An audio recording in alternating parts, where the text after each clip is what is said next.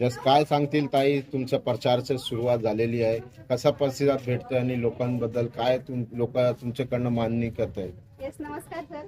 तर प्रतिसाद हा आपल्याला प्रचाराची सुरुवात आपली 2 दिवसांपासून झालेली आहे आणि एकदम असा उत्स्फूर्त असा प्रतिसाद आम्हाला सगळीकडनं असा मिळत आहे. एकच नाही तर सर्व समाजामधून.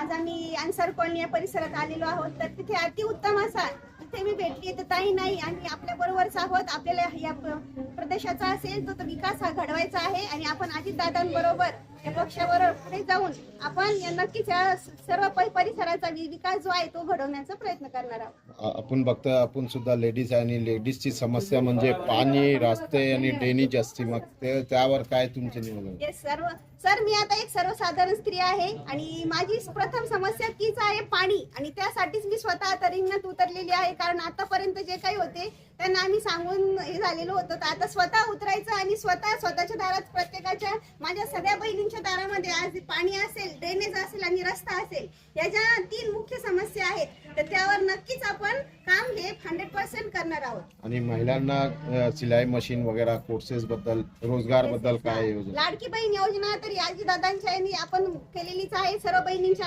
अकाउंटवर बँक खात्यामध्ये पैसे जमा होतातच आहे आणि त्यामध्ये अजून शिलाईच्या काही योजना असतील, आता शिष्यवृत्ती असेल, सर्व समाजाच्या, काही समाजाच्या विद्यार्थ्यांसाठी आहे, काही समाजाच्या नाही, तर आपण त्या सगळीकडे बघणार आहोत आणि सगळीकडे आपण चालू ठेवणार आहोत. काय मेसेज देणार आपल्या उमेदवारांना?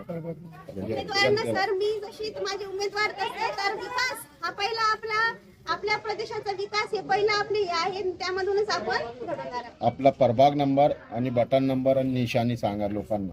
माझं नाव मनीषा फुलचंद तुपे, प्रभाग क्रमांक 4 आणि क मधून आहे मी, आणि बटन नंबर आपला आहे 2 नंबर. आणि निशाणी जी आहे ती घड्याळ आहे.